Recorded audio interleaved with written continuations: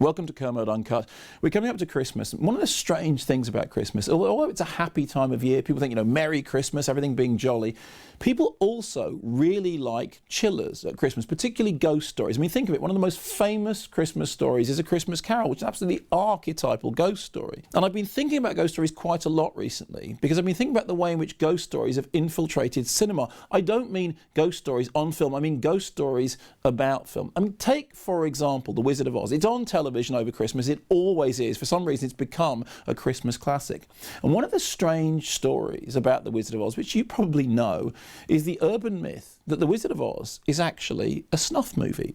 Somewhere in The Wizard of Oz, you can see somebody dying on screen. As our heroes go off down the yellow brick road, there's something moving in the trees. A story started to pass around. This was actually one of the extras, perhaps one of the munchkins, or maybe a stagehand, hanging themselves and caught on camera, quite magically and by accident. Now, for a long time, because The Wizard of Oz was available only on video, people did believe this story. You can just see something smudgy moving in the background, swinging between the trees. And from a certain angle and with a following wind, you could say, well, perhaps that's somebody hanging, but let's zoom in a little bit. We look closer. Well, look, that looks like an outline with a piece of string. Could that be someone hanging? No, unfortunately, Blu-ray blew that out of the water. It turns out that is actually a bird with a long neck, one of several birds with long necks that appear in the films. Here's a picture of one of them not in the film. And you know that swinging backwards and forwards? That's the bird stretching its wings.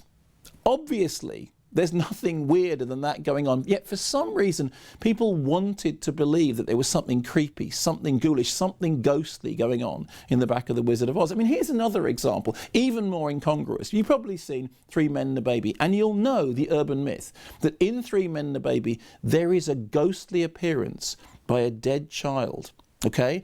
As our characters walk past a window, we see between two curtains clearly the silhouette of a child. Now, the story was, well, the film was filmed in an apartment where somebody had lived and somebody had died, and somehow their spirit turned up on film.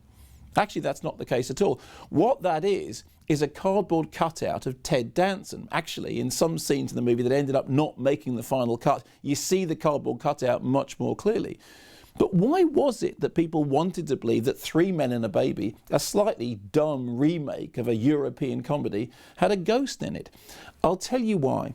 There's something about cinema which ties us always back to magic lantern shows and ghostly apparitions and demons. You know, cinema came out of circus. Cinema came out of moving pictures being created by people in circus sideshows who would create moving phantasms.